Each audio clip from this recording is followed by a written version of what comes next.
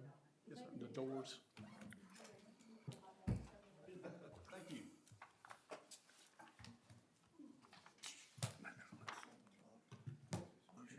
No, he's not coming. Let's roll. Okay.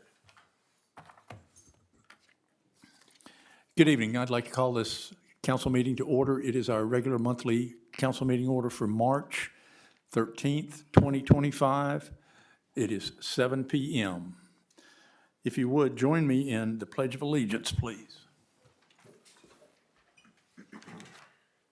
I pledge allegiance to the flag of the United States of America and to the republic for which it stands, one nation, under God, indivisible, with liberty and justice for all.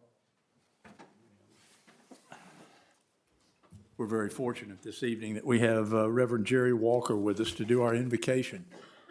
Welcome, sir. And we certainly appreciate the time that you're able to give us.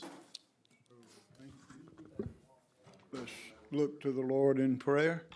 Our Father, as we come to you tonight in prayer, we're thankful for who you have raised up to make a difference in our community. And these councilmen have been used over and over again to keep our area a place where it's great to be able to raise family, raise children. And I thank you for that. I don't know of any place that I'd rather live than here in Stokesdale, North Carolina. And I thank you for that. And I pray that you will bless in each one of these decisions that have to be made, that first it would be what you want, secondly, what's best for our community. Thank you again for that opportunity, and may your continued blessing be on each one of them, and we will remember to give you the praise. We ask it in Christ's name. Amen. Amen. Amen. Thank you very Thank you. much.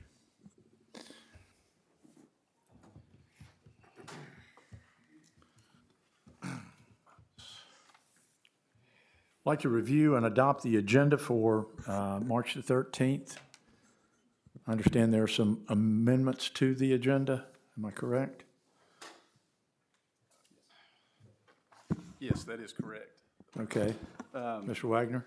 Yes, so earlier this afternoon, Mr. Rigsby had reached out and said that he was late to the meeting this evening, but he did have some amendments to request. The first one being the removal of his item, that item being agenda item number 8, discussion of volleyball courts at the Stokesdale Town Park. He's asked to remove that item from the agenda.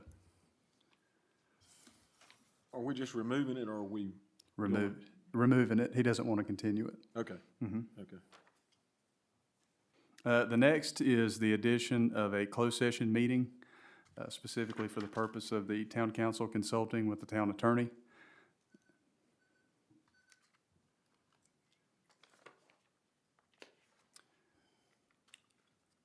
And subsequently, after that closed session meeting, he has asked for the addition of a new agenda item, that being the consideration of advocacy services on behalf of the town of Stokesdale by King and Company.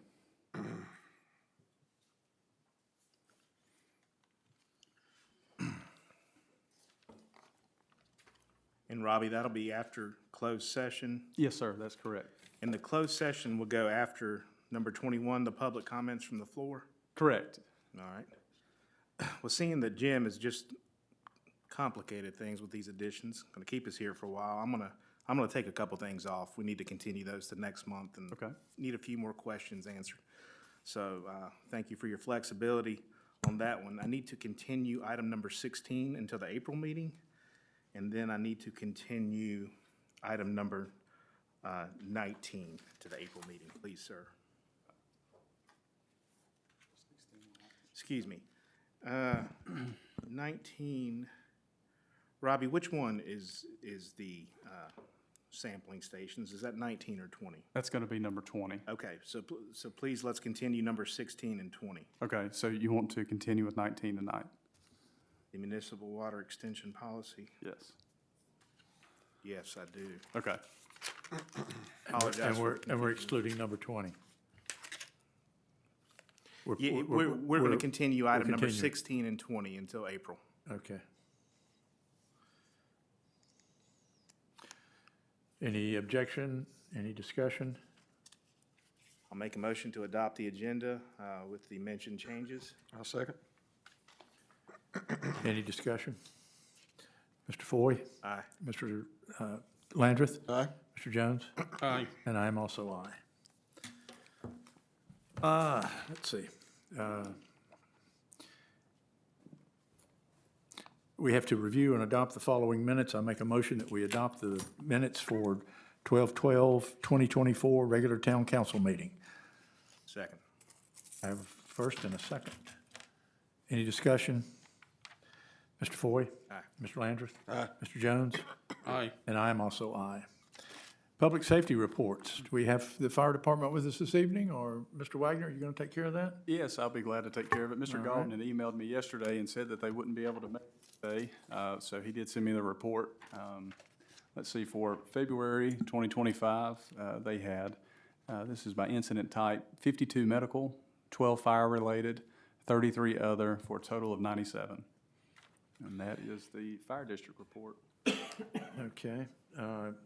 Do you have a sheriff's report? I do. This is the sheriff's report. This is provided by Sergeant Ryan Seals of the District 1 office. For the month of February, the sheriff's office responded to a total of 119 calls for service in the Stokesdale town limits, resulting in 10 case reports. Of note, on February the 28th, deputies executed a search warrant at a residence in the 7800 block of Lester Road, resulting in the seizure of 97 grams of cocaine, 33 grams of fentanyl, 1 gram of crystal methamphetamine, 109 grams of synthetic mushrooms, 1 gram of marijuana, and numerous items of drug paraphernalia, and a large sum of cash. A 35-year-old male was charged with felony trafficking cocaine, 2 counts of felony trafficking opium or heroin, felony possession with intent to sell and deliver methamphetamine, felony possession with the intent to sell, deliver marijuana, felony maintaining a vehicle dwelling place for distribution of a controlled substance, and felony possession of a weapon of mass destruction and misdemeanor possession of drug paraphernalia. Oh, Okay. and then there was a press release that was put out after this report.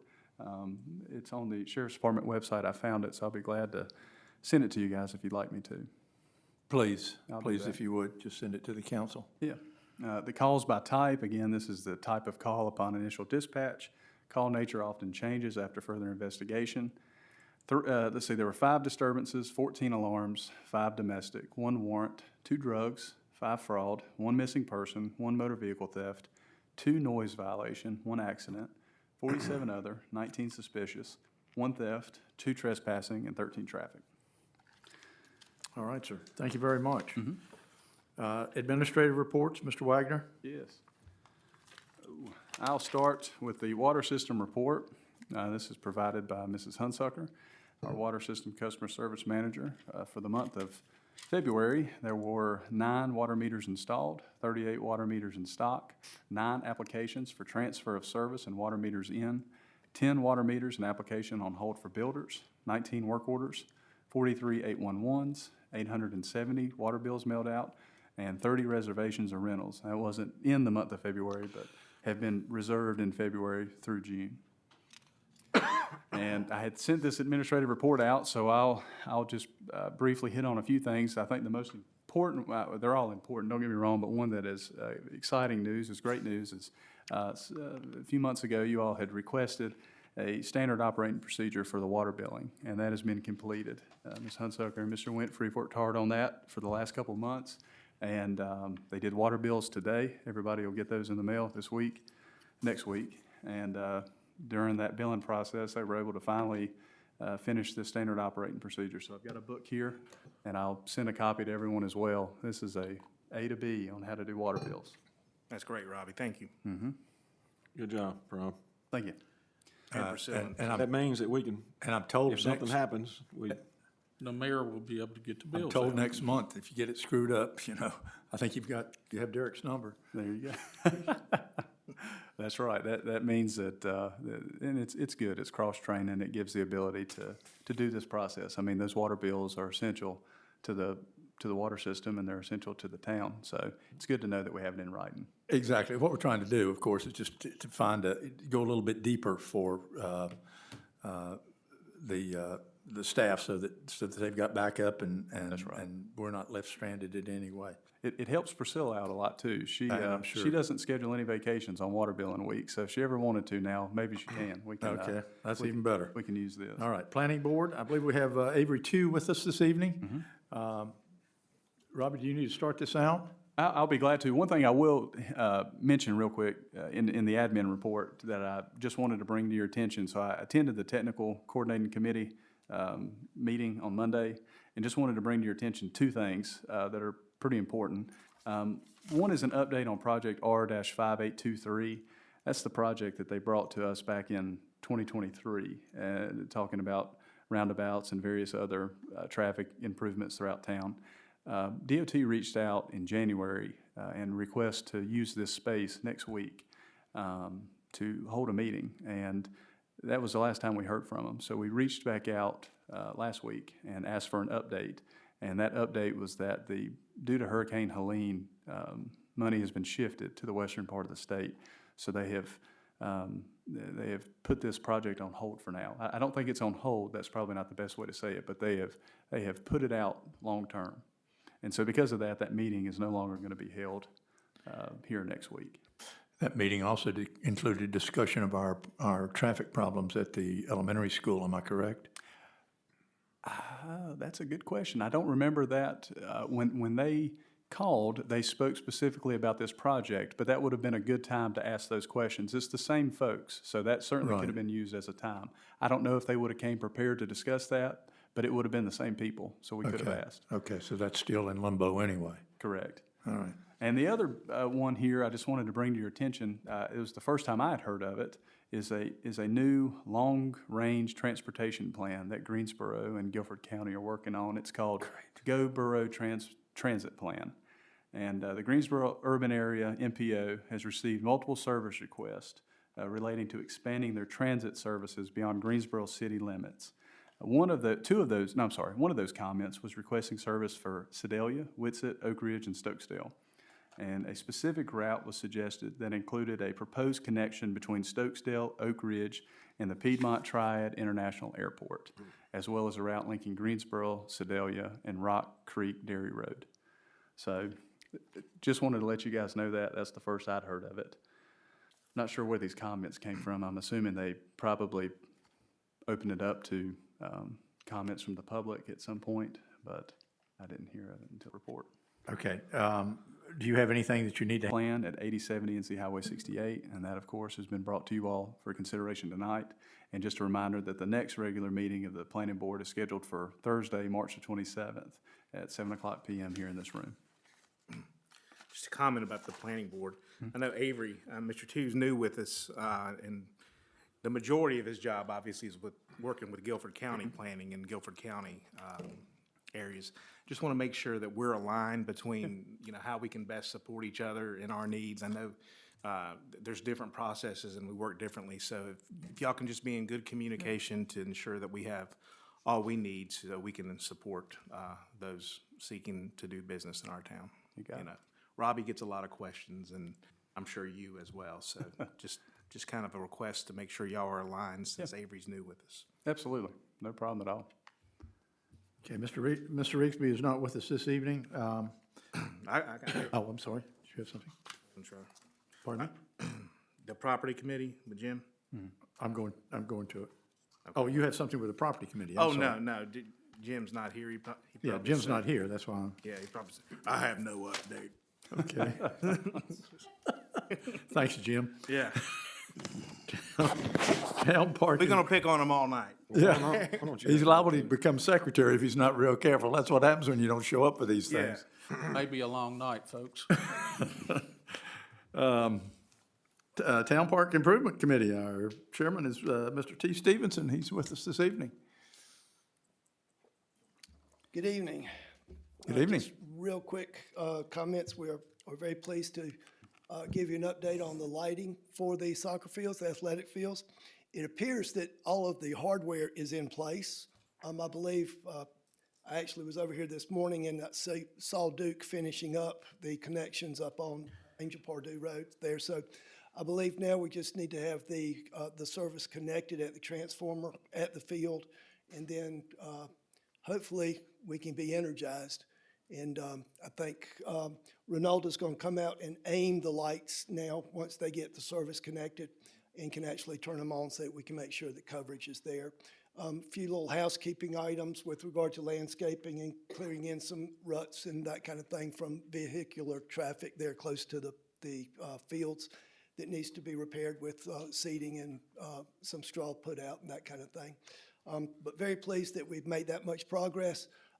Wish it had been done a week or two sooner so that the soccer program could have full facility and ability to use those lights, but it looks like we're within a week or so of having that capability now. The Town Council Park Improvement Committee regular meeting was scheduled for February the 20th. It did snow that day, so Town Hall was closed, so we did cancel that meeting of the committee. The next committee meeting is scheduled for next Thursday, which is March the 20th. It'll be in this room. It is a public meeting. Everyone that is interested is welcome to attend. We do not charge admission for that, although We should. I was going to say that following the budgeting for next year, it may be, no, I'm just kidding. Donations are appreciated, though. Donations absolutely are, we'll have a tip jar at the door there. But because the meeting last month was canceled, we will continue what was on the agenda for that, and we'll be dealing it still with additional security and some additional parking and that kind of thing. So please come if you're interested. Even if you're not interested, come. We could use some company. Appreciate your attention. Any questions, concerns, comments? That's it. Do we need a lighting ceremony? You know, we may charge admission for that. It's not a bad idea. Maybe Not we a can bad borrow idea. some We golden could have, shovels. sir, So maybe we can borrow some golden shovels. Yeah. Golden shovels. Some from us. yeah. Thanks, T. We will consider that at the meeting next week, though, Mr. Oh, okay. Thank you, T. Thanks, T. Thanks, folks. Financial reports. Ms. Kimberly Thacker is with us this evening. Good evening. Evening. I'm going to go over this briefly. We'll start with the general fund. I just want to let you guys know that with the general fund, we did move from the Bank of Oak Ridge, the money market account. We moved $23,000 from there and to a 2-year CDAR for 3.5%. That has been done. And so for the interest that has been received for the general fund for the month of February was $8,262.20. The total year-to-date interest is $71,459.57.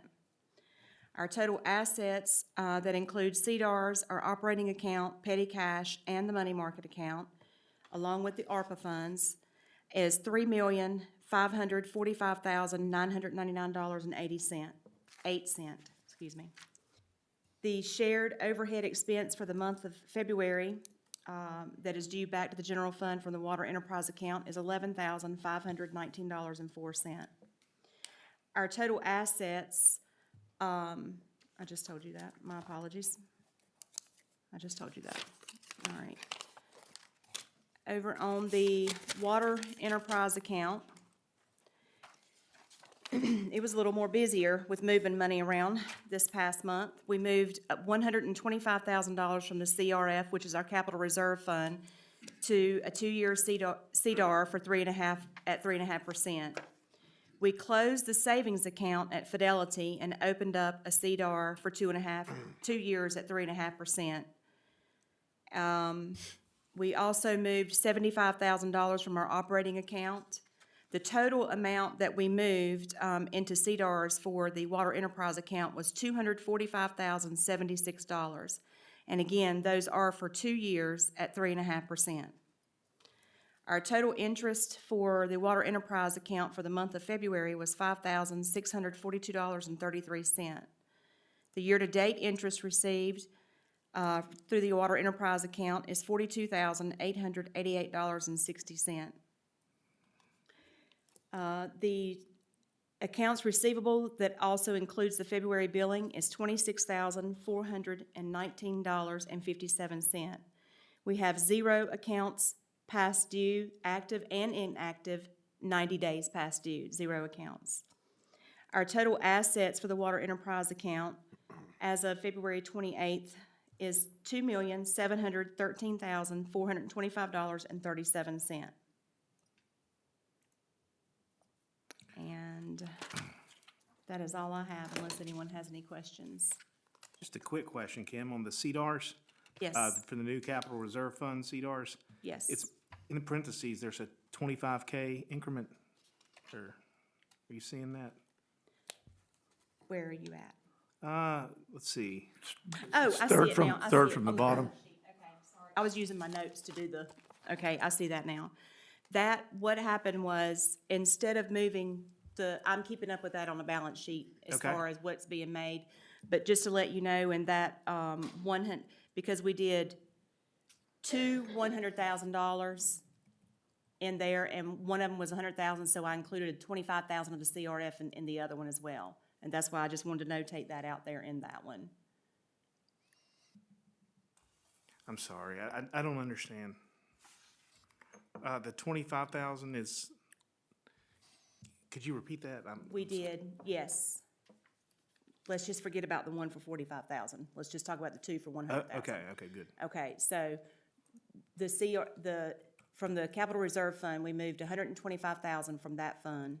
Okay, And then we also moved 75,000 from the operating account. So I did two $100,000 each, and I just wanted to let council know that 100 includes 25,000 of the CRF. Does that make Okay, sense? just where it Okay. came from. Okay, sorry. so, and this is just it's 25,000, it's a minor detail, but how will you track that interest along with the 25? It's broken down on the sheets that I get from the Bank of Oak Ridge Okay, perfect. per each little percentage is broken down, and I've got a spreadsheet that I've started on it. Okay, thank you.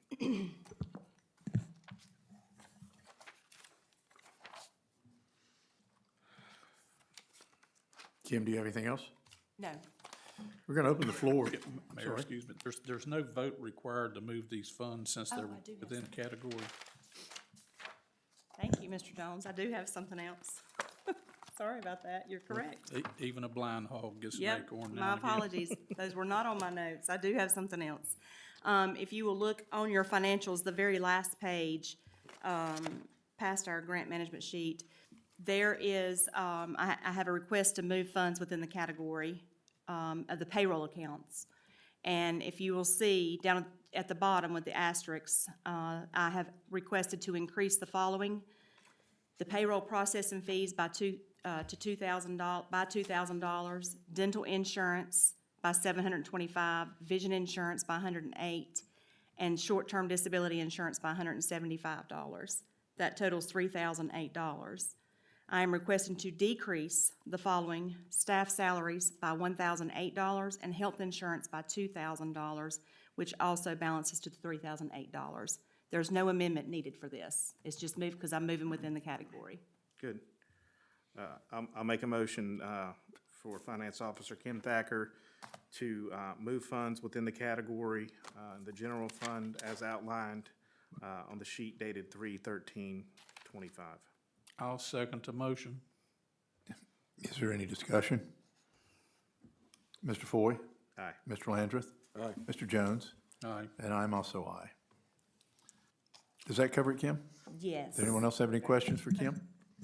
Thank you very much. We're going to open it up for any public comments. I would ask that every speaker, please limit your comments to 3 minutes. We're on a full schedule this evening, so needless to say, we'd like to keep it to as accurate and brief as we possibly can. But we don't mean to deny anyone of any time. So, does anyone have any public comments from the floor at this point? Good, bad, or indifferent? Michael, I'm sorry, forgive me. We do have you down here. Wasn't sure if we were doing it a different time. Nah, All right. Just want to introduce myself, Michael Logan, 5202 Rambling Road. and I wanted to announce that I am the Stokesdale representative for the Guilford County Republican Party and the precinct chair. So if any members within Stokesdale community would like to reach out and get involved within the Republican Party, I would like for them to reach out to me at my personal email address, which is tgwhunter@msn.com. If it's hard to remember, it's called the Great White Hunter. Now, with the diversity, equity, and inclusion that is getting stomped within our country at the state level and at the national level, I'm not ashamed of that email address. And I do think someone did speak here before, and they were pretty condescending of it. That email address was given to me from my grandmother, and I'm quite proud of it. So, if there's anybody that wants to get involved within the Republican Party, lawyers included, please reach out to me, and we'll get you involved. Repeat your Thank you. email address if you Thank would, y'all for Mike. what y'all do. Michael, repeat your email address one more time. tgwhunter@msn.com. At msn.com, okay. Thank y'all. Thank you. Anyone else? Good, bad, or indifferent? All right, we're gonna move right along. The new business items, sketch plan review for 8070 North Carolina Highway 68 Stokesdale.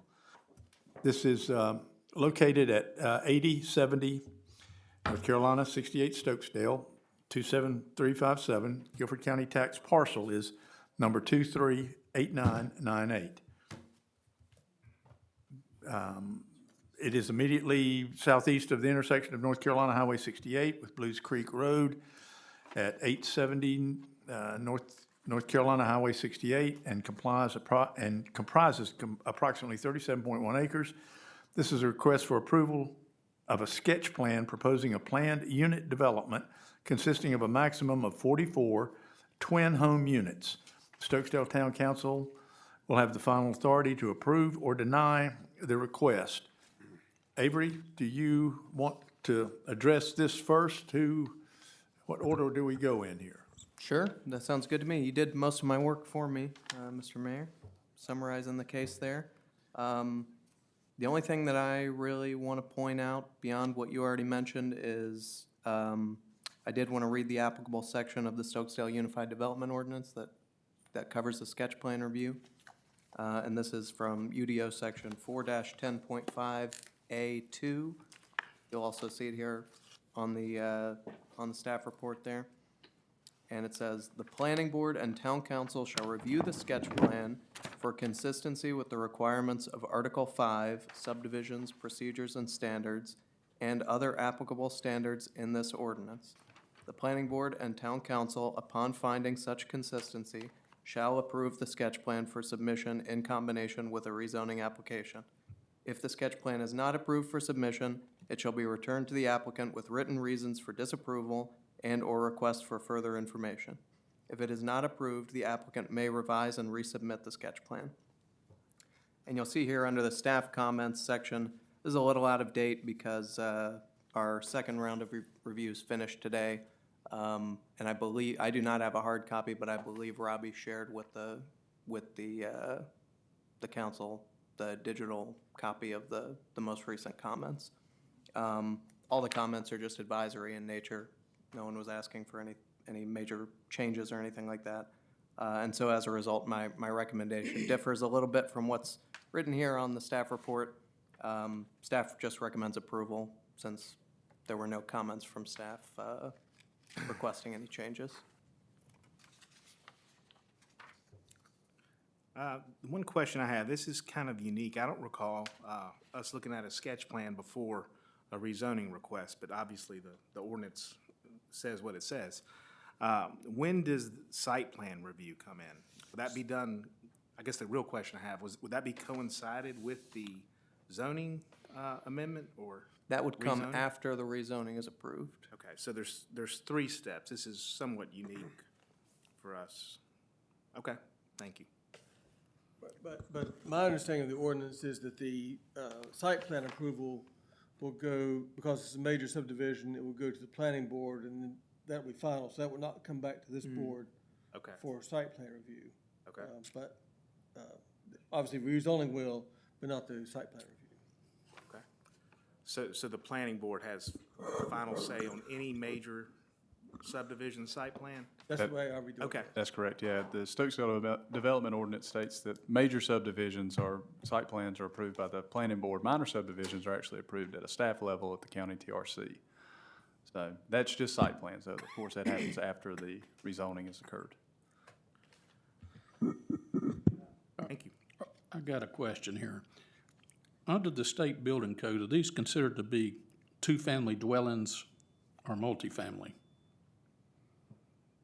I am not an expert in the state building code, so I don't know if I could, clarify, but I believe they are considered two-family dwellings. You believe, but you don't know. Nope. I am not a certified building inspector. Yeah, under our development ordinance, I think these are not considered multifamily, these are considered, I think dual family, I think is the term, or double, there's a. Does anybody have Commonly the refer- definition? that's Twin in- homes are what they're commonly referred to, but Yes, ma'am. Yes, do you, would like to? Thank you, Mr. Mayor. I actually have that definition here pulled from. If you would identify yourself, please. Yes, sir. Amanda Hodiern. My offices are at 804 Green Valley Road, Suite 200 in Greensboro, and I'm here tonight on behalf of the applicant and property owner. Happy to answer any questions. So from Article 2, your definitions in your ordinance, you have a definition for twin home dwelling, and it says a building consisting of two single-family dwelling units, each dwelling unit occupying its own conventional lot and conveyed by deed, connected along a common party wall with no interior circulation between the two. So that's your ordinance definition, and just because you asked under the state building code, it's considered single family. okay, thank you. Yes, sir. You know, first of all, let me say that this is on Mr. Norman Cook's former property. He's passed, and I considered him to be a good friend of mine. So there's certainly nothing against the property of the owner. This is the first development of this kind in Stokesdale, and it makes me nervous. It's been hard for me to get used to the RS-30 that's been built in Stokesdale. And with this particular project, I'm pretty confident it's gonna turn out okay. You know, Mr. Combs is well known to us and has built a number of projects in town. And so that's, when I ask questions about this project, what I'm really concerned about is the next one and the next one and the next 15 that are similar to it. That it seems to me like we're headed in a direction of higher density housing that we may not have infrastructure in the area to support. So those are, you know, I've looked at this and looked at this. There's a stipulation in our ordinance requiring public sewer for multifamily that I think needs to be there. One of the reasons I think it needs to be there, of course, is we have no public sewer, but the other reason would be if the town of Stokesdale, some future council spent the necessary money to put in public sewer, and I don't know how they would do that, then we would have the same situation we got with our water system, where our water system competes with community water systems and has to go further and cover more territory to get the same number of customers that it might otherwise acquire if those systems had been required to be dedicated to the town. So it may be too late for this one, but, you know, Mr. Winfrey, what I would like to have seen here is basically an afterthought is a requirement for this to be hooked to public sewer if and when it became available in the town of Stokesdale to alleviate that future competition problem that the town would have with that public utility if the town installed it. Are you following me? So you'd like the amendments to the ordinance to require, I'm not sure, I understand what you're. I have that concern, and I think I've discussed it with a council member or two, but we hadn't had an opportunity to examine it as a body. Right. And certainly I'm not interested in derailing this project. But that is, at some point, I think, important for the town to address. I'd like to know what my other council members think about that. So what you're suggesting is that should a central sewage system be developed, it would, in the future, be connected with this particular project? Yeah, our water system competes with private community water systems. It's just the way it evolved. It's not bad or good either way, but it's just the economics of the matter are such that it's harder to operate the town's water system because we don't have the benefit of having those customers on the town's water system. You know, I'm not saying I'm coming after anybody's community water system, don't get that out of this, but I'm just saying that in retrospect, the town probably should have done some planning in regards to that many years ago. And now we're starting to look at higher and higher density developments. This is an example of that. And maybe that issue should be examined by everybody here concerned. That's what I'm saying. So, I wouldn't be for making anybody hook up to something. I mean, if we did that, it'd be about like making a homeowner do it. Are these gonna be individually deeded lots? Yes, sir, they are, as required by the definition that we would have to abide by from your ordinance. And to address your question somewhat, this is actually not a system. This is a septic lot set up exactly the same as you would be used to with any other home here in Stokesdale. I think we're aware of that. I think what Mr. Jones is saying is, not to correct me if I'm wrong, but if we're gonna put in a sewage system, we would like to be able to count on that particular area to participate with that, if nothing more than from a funding standpoint. I believe I am correct. Yeah, and to Mr. Lander's comment, the town does right now require that new developments be connected to the town's water system within a certain distance from any existing main. The zoning setup is such that RS-30 is required to be hooked to municipal water in order to get RS-30 in the town of Stokesdale. It's just a point that I think is worth making. May be too late for this development, but I wanted to bring it up for everybody here to ponder that. Certainly, I understand that there's a community sewer system going in here, or either that or each one of these is a satellite system from the dwelling unit to a remote drain field. There's no plan here for the sewer system, and I'm guessing it hadn't been designed yet. There is no sewer system. It's called a gang design, and our engineer is here that can speak to that specifically, but it's where you gang so many lots together. They drain then to one specifically platted and deeded special purpose lot that holds a septic field for those exact homes. But it's So not it's a drawn in, it's not drawn into this sketch. It is. It Yes, is sir. drawn into the Yes, sketch. sir. I- Like I said, Ethan can explain that better, but to your point about competition and, setting up systems like Aqua and some of these others that would service that's not what this would be. It is an HOA-maintained community, so you do get some benefit that, if there's a system, if there's a septic particular piece of infrastructure that goes bad and the homeowner doesn't deal with it as they're required to, then the HOA can come in and act and then put a lien on that property owner to pay them back.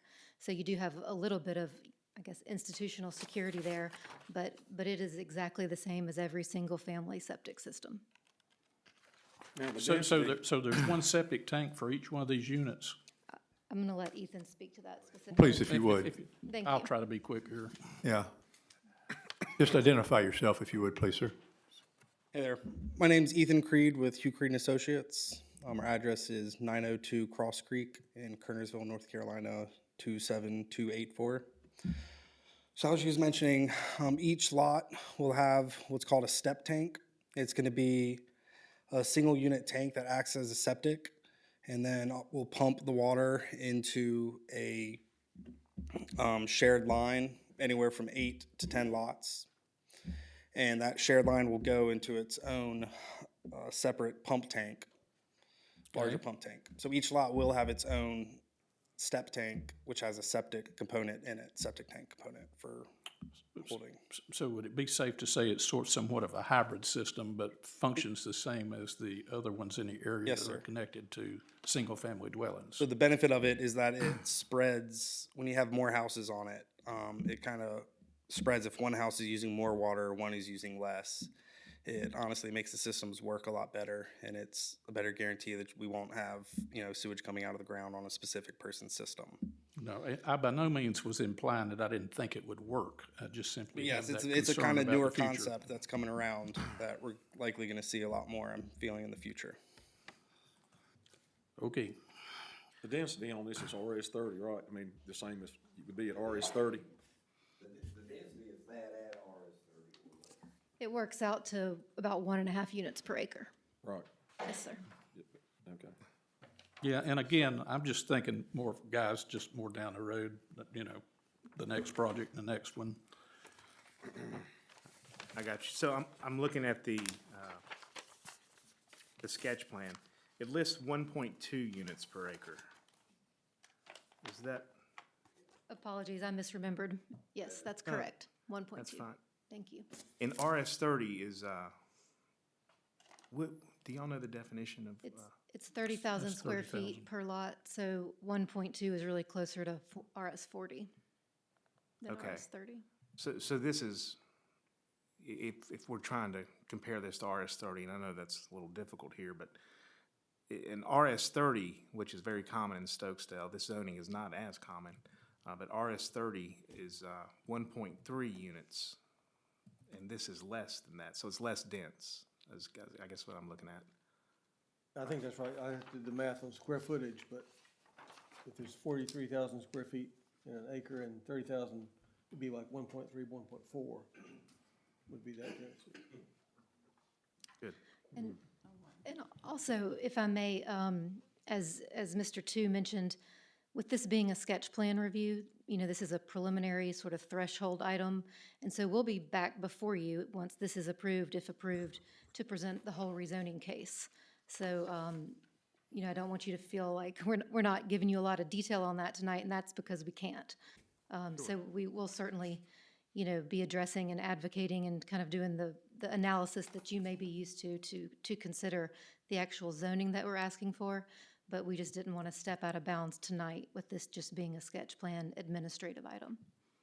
And just following up on that, if I could, so under our ordinance, under 4-10.5A1, the purpose of tonight's meeting is to determine, does this plan, there's 5 requirements that you're looking for in the plan. Does it show the general location and the amount of land that's being proposed for development? Does it show the number of dwelling units and gross square area footage? Does it show the maximum height and structures in each tractor area? The location and amount of land in flood control areas? And does it show proposed watershed protection measures? So those are, you kind of a limited inquiry tonight as to, does this plan present those things? And would it be consistent with what a site plan would look like at the end of the road? If that makes sense. It does. I have some questions that may extend beyond our limitations, and I'm going to ask them anyway. Now, it's noted that there's 44 homes on here, and the engineers here, what if you kind of did a what if and moved things around and realized you could get 48 units on there? Is that going to happen, or is 44 the number that we're looking at when we see the zoning request? And will that be a condition of the zoning? Will that actually 44 units be tied to the zoning? I don't know if Mr. Winfrey would let me answer that tonight, but what I will tell you is that the sketch plan becomes, what's the word? It becomes binding, if you will, in that we can't present a rezoning application that goes outside of whatever sketch plan gets approved. Perfect. So we would not be able to exceed what we've shown you here tonight. Or rather, if you end up approving something.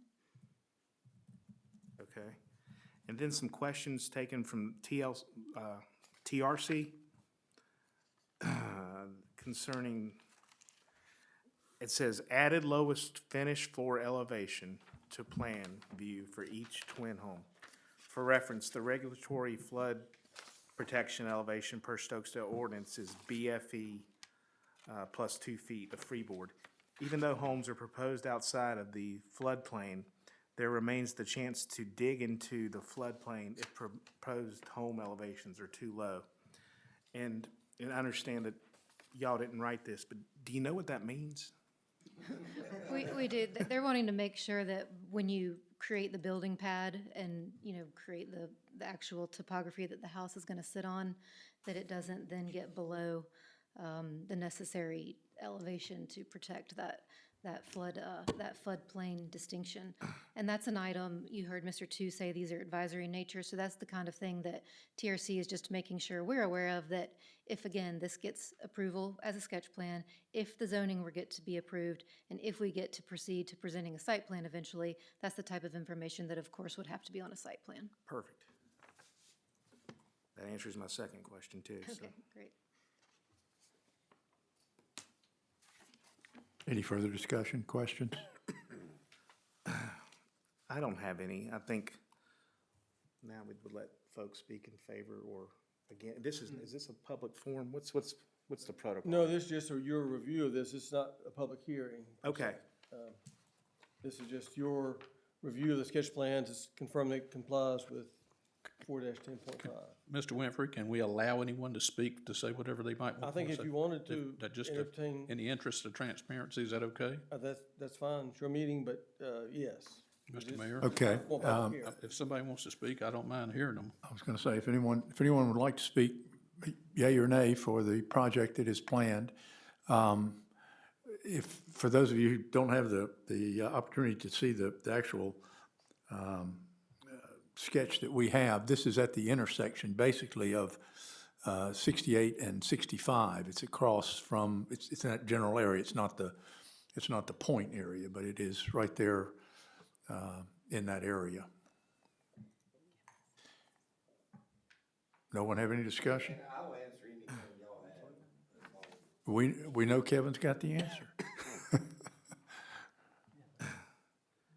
so in a motion, do we have to have a consistency statement on this? Yeah, I think it'd be important to sign that it is consistent with, it does meet the requirements of the ordinance, 4-10.5, and it is consistent with what a site plan would appear to be, it was considered with a future site plan that would comply with the ordinance. Okay, and everything in 4-10.5 are those 5 things that you rattled off? That's right, yeah, 4-10.5A1. Well, we'll obviously have a chance to ask a lot more questions on this, so, and I appreciate the questions that were answered tonight. With that, I'll make a motion to approve this sketch plan based off the planning board recommendation and the sketch plan meeting the requirements of 4-10-5. And this is for the sketch plan for county tax parcel 238998. I'll second the motion. Any discussion? Mr. Foy? Aye. Mr. Landreth? Aye. Mr. Jones? Aye. And I am also aye. Thank you very much. Appreciate your time. Take care. Okay. Mr. Consider- Mayor, I'm sorry? could I be excused for the rest of the meeting, please? This is coming from Mr. Tu over here. Oh, may you be excused. I'm Yes, may I sorry. please be excused? Couldn't figure out where that was. Oh, a he was gonna voice. excuse me? I was gonna. Yes, sir. Thank you for being here. We appreciate it, Avery. Safe travels. Thank you, Amanda. Thank you, Kevin. Yes.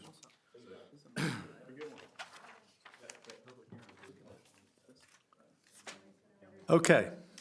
Consideration of Town of Stokesdale Ordinance 0-2025-01, an ordinance to regulate the speed limit on Laffin Court, Lambert Lake Court, Lambert Lake Road, Quail Crossing Road, and Seven Springs Court within the Old Monroe's Mill subdivision within the Town of Stokesdale. Mayor, that's Old Moore's Mill. What did I say? Monroe's? You got close. I got close. Well, I got to get some glasses. Old Moore's Mill Road, Old Moore's Mill subdivision within the town of Stokesdale. Mr. Foy, I believe you have this one. I do. The HOA of Old Moore's Mill, I believe, has been working on this on and off since 2021. A common request of HOAs of our major subdivisions in town, just to reduce the speed limits from the posted 35 to 25. Certainly, we see that in, Angels Glen, Arbor Run, Springdale, and the list goes on. Robbie, do you have anything to add here? Yeah, sure, I'll be glad to just give a little background. This request came actually from DOT, Brandon Gorsuch with Division 7, and reached out on March the 3rd and informed us that the homeowners association in this neighborhood was petitioning to lower these speed limits. And I think this is something that they've been working on for quite some time now. I've found some emails here at town that goes back to 21 on this, so something they've been asking for. And with that, the state is good with it. They just need a municipal certification to be filled out and submitted to them. And I can do that once council approves a resolution letting me to do it, if you decide to do so. So that is what I put before you is, an ordinance, not a resolution. An ordinance that would essentially regulate the speed limit on these roads and to 25 miles per hour. And that's correct. I mean, that was it all. There's 5 streets in the subdivision that we're looking at. I'm going to go ahead and make a motion. Well, I'll yield to anybody that has any questions first. Well, I'd like to know, it says here the HOA board members petitioned. Does that mean they voted? Does that mean that everybody that owns a property there has been notified of this? Do we know? I don't know that question. The answer to that, I'm not sure. I would imagine that the HOAs typically put input out to their residents, typically. If something like this has happened, they certainly, if they took a vote, I would imagine there was a time for them to get together and talk about it. But I don't know. I haven't been privy to the information between them. It says the board members petition. It doesn't say they voted to have the chair contact the town of Stokesdale. I'm just asking because I'd hate for somebody to pop up and say, gosh, I wish I'd have known you were doing this because I object, and I'd like to know what the reason for their objection might be. So that's why I'm asking. Understood. Nobody from that neighborhood has reached out to me directly. I think they were under the impressions that since they are state-maintained roads, they would reach out to the state. And that is correct. They did the right process. It's just those roads are within the town, so that's why this ordinance is necessary before the state can declare these roads 25 miles per hour. Who does the state accept doing that? Could a couple board members go without a vote and just say, we're board members and have that done? I mean, if that be the case, then we need to put this off and find out. I don't know. I would imagine that there would need to be a formality. I would think the state would need proof of who they're talking to, but we don't know. We don't know that. That is correct. So 2 guys could have went rolling in and said, hey, we want to do this, and not talk to anybody. It could have Well, been this is something they've been working on since 2021. It doesn't say all HOA board members or by vote of the HOA board members. It just says HOA board members. That, just to play the devil's advocate, that could mean 2. Yeah, that's, you know. Again, I'm not sure. This is the information that was given to me by the state. So there has certainly been communication between the homeowners association and the state, and that I have not been privy to. But what I have been privy to is the subsequent request to us from the state to consider this. So the feeling is the state has satisfied themselves that this subdivision has made this request to the state. I believe so. If you refer after the map there are their version of an ordinance, what the state calls an ordinance, I would say, and they have recommended approval on each one of these. There's a big red approve at the top, which tells me that they have recommended approval. All of which have been done by petition. I mean, I don't have a problem with it. Just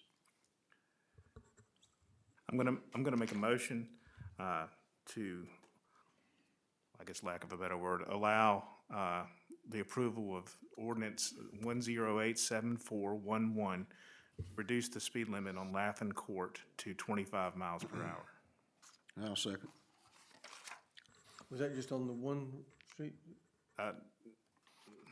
No, it includes Laughing Court, Lambert Lake Court, Okay. Lambert Lake Road, Quail Crossing Road, Seven Springs Court within the old Moses Mill subdivision within the town of Stokesdale.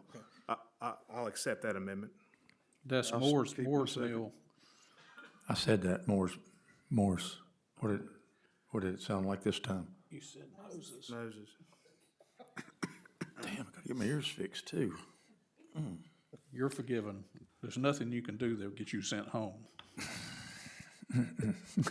So my original motion was not for all those roads, but I do accept the amendment to add all those roads, and let's knock this out in one motion and move on. Well, I second. Excellent. Any further discussion? One thing, Mr. Yes, Mayor, I would note that under since it's the first time this ordinance has been introduced under the statute, it has to pass by a 3/4 majority of the council, and so of the council membership. So consequently, it takes 4 votes for this motion to pass. And we do have 4 council members with us this evening. With that said, I'll take the vote. Mr. Foy? Aye. Mr. Landreth? Aye. Mr. Jones? I guess, And I am aye. Next item, discussion of Town of Stokesdale ordinance creating 25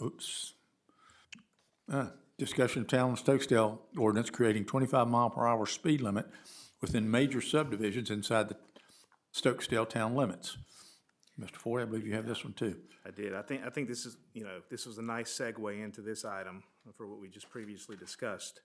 I just think it would be a good idea to have a town ordinance that read the roads within any major subdivision, which I believe is defined as 5 houses or more, to have a speed limit of 25 miles per hour. And I say that just based off, it seems like every subdivision in our town has had to come to the DOT and this town council.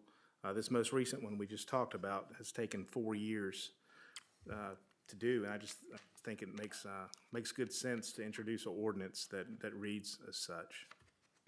Roads within a major subdivision. Let me ask this, could 5 different houses declare themselves as a subdivision? For example, Athens Road. Well, No. this would be going forward with the definition of major subdivision as it was as written in our ordinance. Okay, that answers my question. Are you making a motion without a written ordinance in front of us? I don't write ordinances. That would be Mr. Winfrey. My motion would be, after we have discussion, is to instruct Mr. Winfrey to write the ordinance Well, for us to adopt at a. I'm okay with voting to have him write it. I'm not okay with voting to approve it before it's written and considered by the public. It's not, that's not the motion. I'm just clarifying here. Yeah. Just to make sure I understand, are you talking about future subdivisions? Existing and future, I believe. I am. I'm talking about existing and future major subdivision.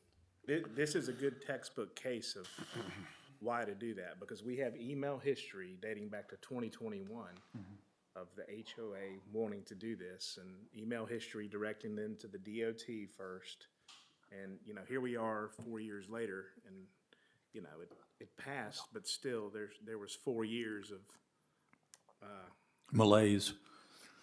well, I mean, I don't, maybe. I mean, if it's anything like the Angels Glen HOA, yeah. But Well, the only thing I'm uncertain about, and I'll be glad to follow whatever instructions you give me, the only thing I'm not certain about is if DOT, none of this becomes effective till they post signs saying it's 25. And my question is DOT gonna need to know which streets we're talking about? Should we check with them first just to bounce the idea off of them, make sure did. that they have enough signs, they're willing to do it, you know, et cetera? Mr. Wagner said he did. I did. So Brandon called me this morning and wanted to know if this had made its way to council yet, and I told him it was coming tonight. And then I said, hey, well, I've got you on the telephone. There's another agenda item that would probably stop this from having to happen in the future. That would be a town-wide ordinance that would make the subdivisions, major subdivisions, 25 miles per hour around town. And his comment was, that's a lot of work for me.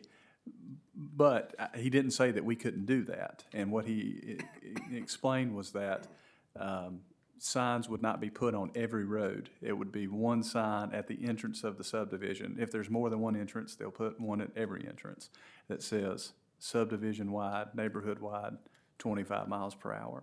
But I would imagine the state is thorough. They would probably still like to have all the road names. I don't know. We'd have to check with them. My concern is if we put the road names, then we would have to update that ordinance every time a new subdivision's built, which is fine if we have to do that, but it's just one thing to think about. If you just have a blanket term of all roads, all major subdivisions, roads within those major subdivisions, that may be a catch-all.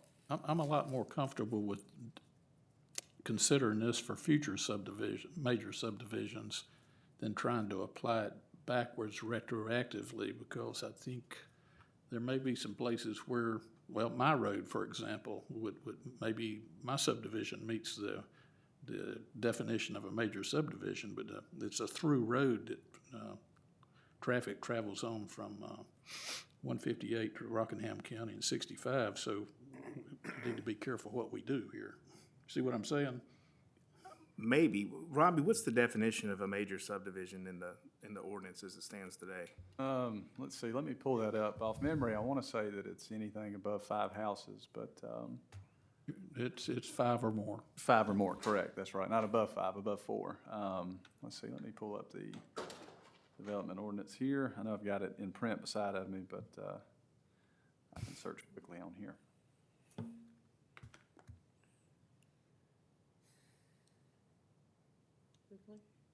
Slow internet speed.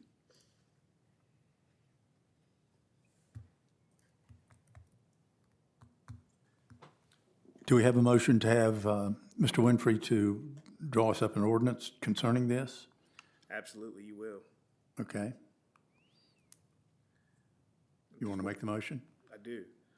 I'm gonna wait for Robbie to read that ordinance definition. Okay. You could actually have 5 houses on the road that would be a subdivision, on 65 or something like that. Yeah, that's not. He need to look into it real well. Well, that's why I said, you know, With some could, exceptions. could 5 That's houses? not my intent, that's why. No, I know it's not. I know it's not, but, But you know. I'm in a subdivision. I mean, my lot's platted. That's why I'm asking, could 5 houses go together and declare themselves a subdivision? So, We already are. Well, no, they can't declare themselves either or they're not. But, I mean, so are you in a major subdivision? 5 or more lots, I yeah, am. 10 would be. So is everybody in your major subdivision required to hook onto town water? No. But It's isn't an that what our old ordinance subdivision. says? It's an old subdivision. That's not my question. I'm not sure if I understand what the water has to do with the speed limit. All I'm suggesting is we be careful what we do so that we're not, first thing you know, we'll have NCDOT out here putting up signs in 35 and 45 zones, then we'll realize that we had an unintended consequence or communication. I'm just asking we be careful. Absolutely. I think it's a good idea to do it. We just, it'll have to be. I'm trying to think, there was, where is it that they put 5 houses? There's 5 houses around here somewhere that's on the road. It would be I can't think where it's at. Nah, I mean, I can think of one where there's 7 houses on a road, but I think the developer was slick and broke it up into 2 different minor subdivisions a month apart from each other. So it's technically not a major.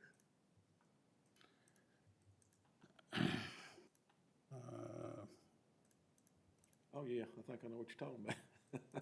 Yeah, we'd have 68, wouldn't we? 25 miles an hour through 68. The 8:05, we got a lot on our plate here. Say what? It's 8:05, we got a lot on our plate here. Robbie, are you looking up that definition? I am actively looking and I'm having no luck. It says involving four or more than 4 lots. Yeah. Or requiring new public streets. Which section is that in? 2-1, under definition. I jumped ahead. So the intent of what I'm getting at is like a new subdivision or a existing subdivision that's, you know what I'm saying? Not a road where it's been here forever and No houses. major thoroughfares. You don't want it to apply to thoroughfares. No. Mr. Winfrey, if there's a plat anywhere in town that exists with over 4 lots on it, that meets the definition of a major subdivision, even though that plat may go back to 1960, you know. But does it have a road that's going through the subdivision? Yeah. You're talking like McCoy Road, where it go down to the ballpark, you know, that was one of the first subdivisions. We can't make the assumption here that all subdivisions have dead ends and cul-de-sacs.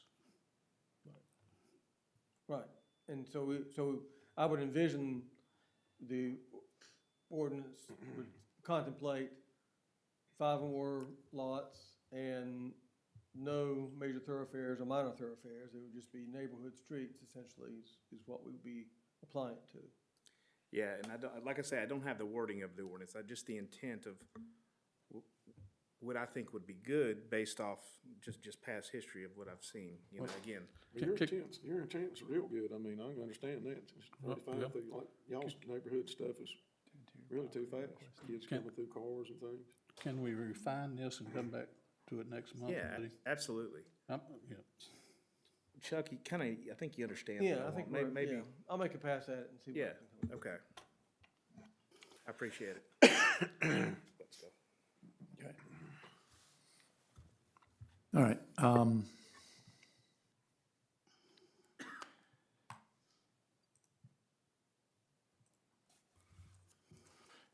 Discussion regarding public comment periods during town hall meetings. Mr. Landrith, Was there a vote on that? Was there a motion? did I miss one? No. Let's take a look at it. No? I just wanted us to think about this again. You know, we do, every meeting, we have a before and a after comment period, which is great. And we've always, I thought we were doing it in all the committees and the planning board. I'd just like to make a motion that we go back on record that we continue to do that. A public comment at the beginning and a public comment at the end of every meeting that's held in the name of Stokesdale. Second. For board meetings and committee meetings. Every meeting, if it's a board meeting, committee meeting, Okay. council meeting, give everybody a chance. I have a motion and I have a second. Any further discussion? Take a vote. Mr. Foy? Aye. Mr. Landrith? Aye. Mr. Jones? Aye. And I am also aye. Discussion regarding the town of Stokesdale current agreement for the maintenance of the athletic fields at the Stokesdale Town Park. Again, Mr. Landrith? Robbie? You wanna go with that? I put that on there for, Yeah, We talking about the turf grass. Yes, that's correct. Actually, may I, Mr. Landrith? yeah, absolutely you can. As promised at our last meeting, I told you folks I would call Hunter Enterprises and talk to Mr. Hunt. And I did so, took him a day or two to get back to me. We had a positive conversation. It was just one of those things that, basically this man, he works in the field and sometimes he doesn't always keep his paperwork caught up. And so I provided an email address and he was able to get us an updated quote that's dated April the 4th, 2023, but he has, I don't know, it was received by the town here on March the 13th, 2025. In essence, it looks like he's doing the same thing that he did last year for the same price. That's what I see. And y'all should all have this. It was not in the book, it was distributed to you today. Tim, I don't think I got it. Maybe I did.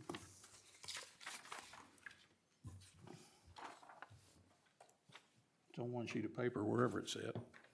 Everybody should have a You give it to copy, them? yes. Well, I got one now.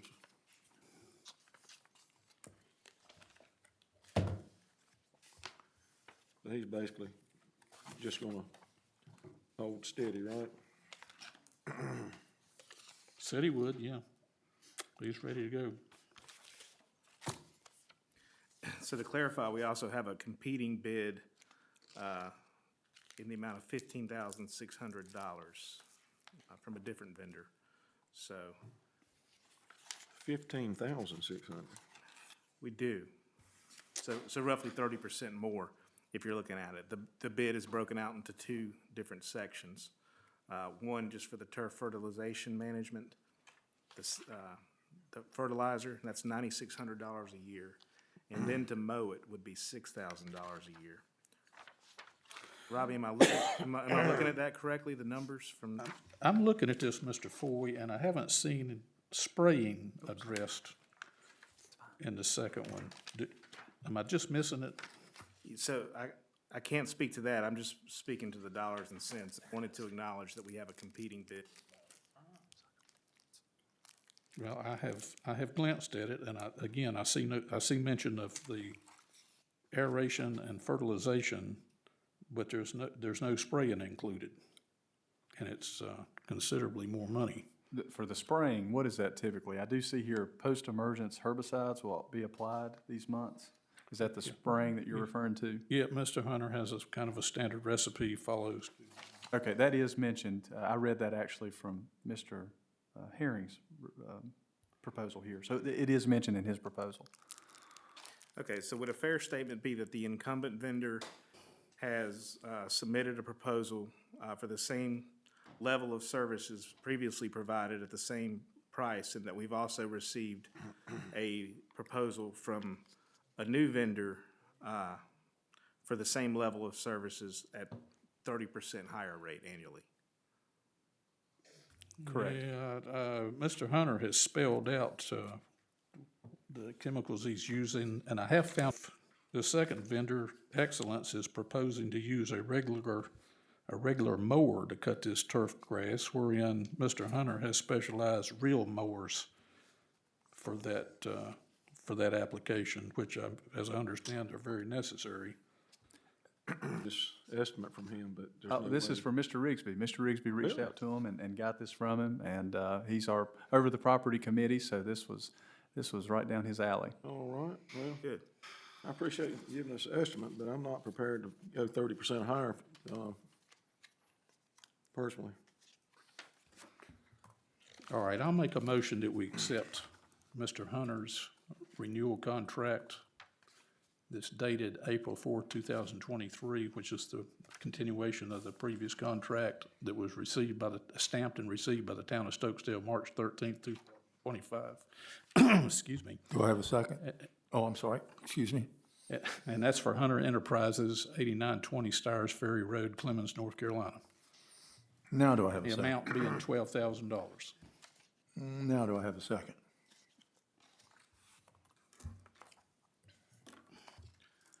I'll second the motion. Thank you, Mr. Mayor. Any further discussion? Take a vote. Mr. Foy? Aye. Mr. Landrith? Aye? Mr. Jones? Aye. And I am also aye.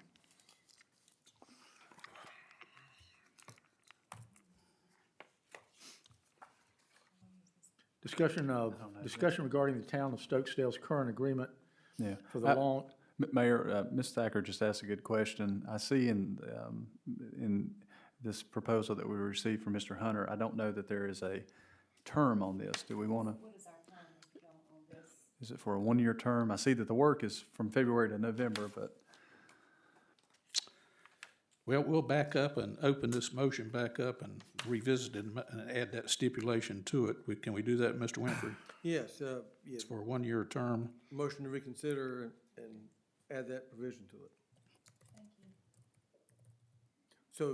So the one that was done last year was from January 1 in 2024 to December 31, 2024. So I'm assuming you'd want to approve this partly retroactively to January 1st of 2025 to December 31st, 2025. I would think the same term would apply. Well, we're gonna make it that way, so I'll add that as part of my motion. And, we still second the motion, Yes, motion second. and so is everybody still agreeing to vote in the affirmative? Everybody, any okay, Okay, very good. I guess we technically should have a vote on that amended motion then, to just have everybody vote. yeah, if you would, Mr. Ford. Wagner, be sure you inform Mr. Hunter that that's the stipulation we've added. Make sure he's agreeable to it. Need to take a vote. Mr. Foy? Aye. Mr. Landrith? Aye. Mr. Jones? Aye. And I am also aye.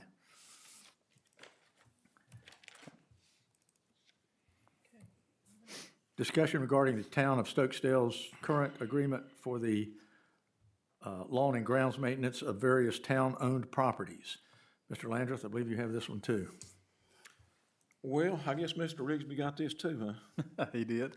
But again, this was added, thank you for, at our last meeting, you had mentioned that if there was any contracts that were coming due in a 90-day period, I had your blessing to put them on the agenda, so that's why it's on the agenda tonight. But Mr. Rigsby was able to reach out to our current vendor and ask for a proposed contract, and that's what we've received. I've included in your packet the existing contract as well as the proposed contract, so you can compare the two. Now, I did have you reach out to Excellence and suggest that we might go 3 years if they stayed the same, remember? And so they've come back.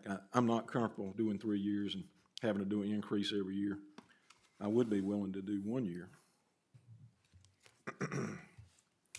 I was doing that for his, to where he would have a contract and be able to buy equipment if he needed to and everything.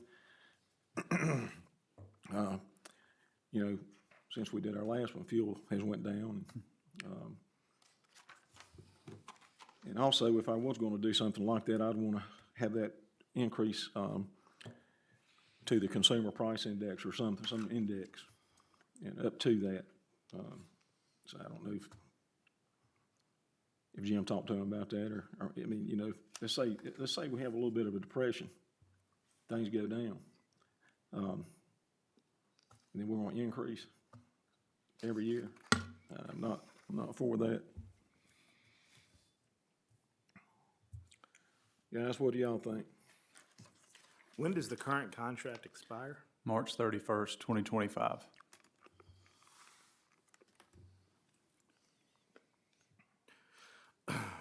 Well, I'm fine with the 2.5% increase effective, I guess, March or April 1st of '25, if we were to renew this on a one-year basis. Right. 2.5%, given what's going on. I understand that we've seen a drop in gas prices. But, there's other components, such as salary and wages to staff that have not decreased, just due to the overall cost of living. So, and gas and fuel was not even included in the CPI. That's included kind of out of it. So I agree with your statement that gas has gone down, so he should see a little bit of a gain there. But at the same time, just overall inflation is still exceeding that 2.5% as proposed in this contract. I feel like it's in the town's best interest that we do not let this contract lapse. So I'm certainly prepared to make a motion to move forward on a one-year basis, and we can revisit tying any future extensions to the CPI. I think that's a good idea. I'm okay with 1 year. I will say 2.5% is not that bad. I mean, it's hard to say what the future beholds, but sometimes a look in the rearview mirror is the best way to tell. And 2.5% is a pretty good deal compared to what inflation has been. Well, I'd like to make a couple of points. It's one thing to find somebody to take care of a turf grass. That's a specialty requiring special equipment. And that we would need time anytime we change vendors for that, in my opinion.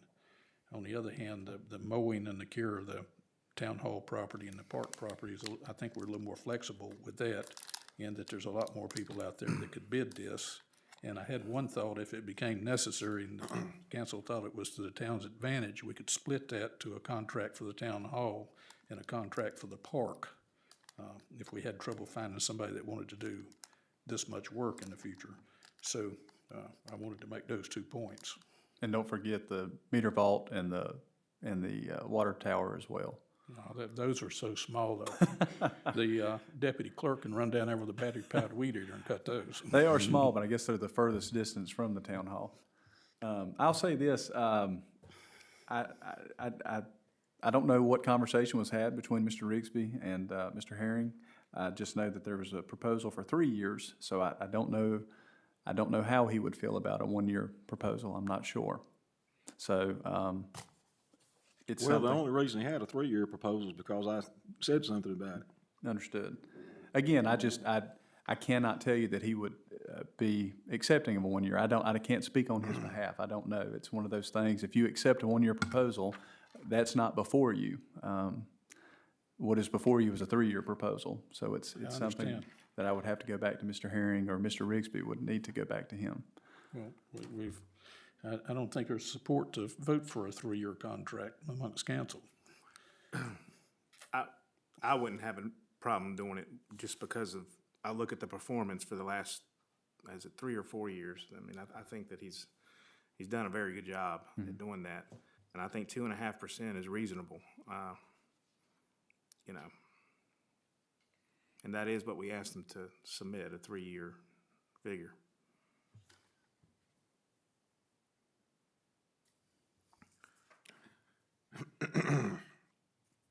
So just, I've heard reservation with going with the 3 years, but in my opinion, we need to at least get them extended for a year.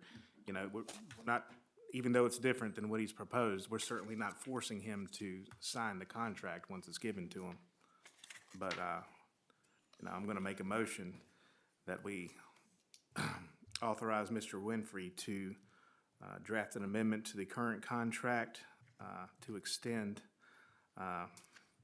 1 year excellence lawn care and landscaping effective April 1st, 2025, in the annual amount of $30,750 for the mowing and maintenance of Town Park, including Town Hall, but not including the soccer fields, also the water tower, as well as the chlorinator station. I will second the motion, Mr. Foy. Any further discussion? Take a vote. Mr. Foy? Aye. Mr. Landrith? Aye. Mr. Jones? Aye. And I'm also aye. That's just for 1 year, April 1 to. That's what we're asking for, is 1 year. It is. And Mr. Foy, what was that number again? 30,000 what? $750 for the year. Thank you. Discussion regarding the town of Stokesdale's current agreement with janitorial services at the Stokesdale Town Hall and Stokesdale Town Park. This is item number 15. Mr. Landrith or Mr. Wagner? Yeah, I'll be glad to speak on it. So again, this was another one of those items that Mr. Landrith had mentioned. I had said that if there was any, Jimmy had given me the approval, if there was any contracts coming up in 90 days to bring it to your attention. My hands are kind of tied until you guys tell me what you want to do with this contract. If you'll see this contract, it will end on April the 30th of 2025. However, it does say that it will automatically renew if not terminated. So it's up to you all. I'm just letting you know this contract is coming up, so just need some I guidance. think we'll just be, we're fine then, aren't we? It renews on a month-to-month basis or an annual basis?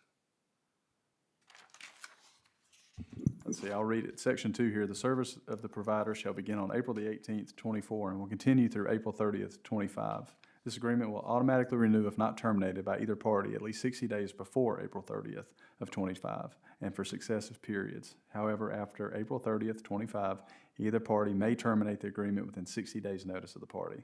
So it doesn't go month to month. It just says that it can be terminated by either party after 60 days. It would be another year term, but you could terminate it with 60 days' notice.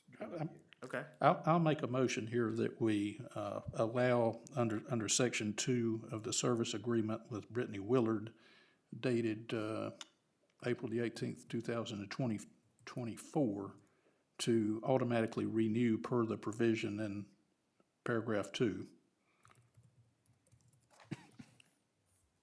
Do we have a second? So I would say the existing contract already allows that. Do you want to put a date, maybe April 30th of 2026? Just to go ahead and renew it for a year?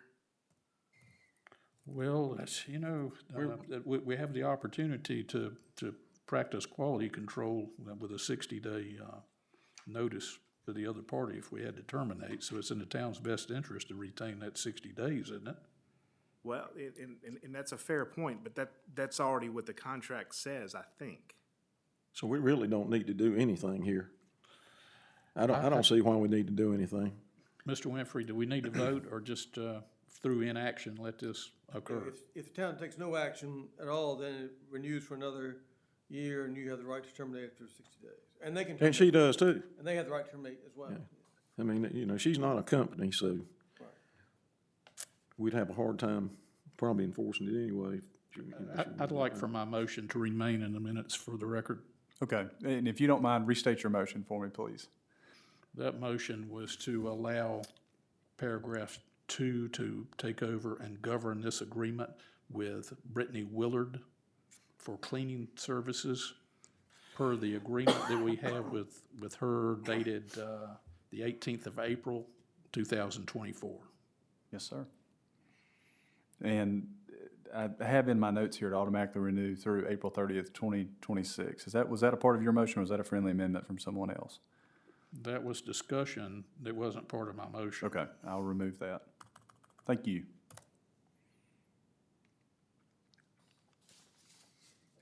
Consideration of a proposal to maintain and repair, what have we missed? We don't have a second or a vote. I didn't think it went to that, but okay. I'm sorry. Nobody seconded my motion, so I Okay. just requested that my I got motion you. go into the Okay. minutes. Okay. Well, no, I'll second your motion if you want to vote on it. Oh, I'm sorry, I didn't hear you, Jim. Oh, Well, I didn't hear did you. I? Okay, we have a motion and a second. I don't think we needed to, but we'll do it. Vote, Mr. Foy, Sure. Mr. Landreth, Aye.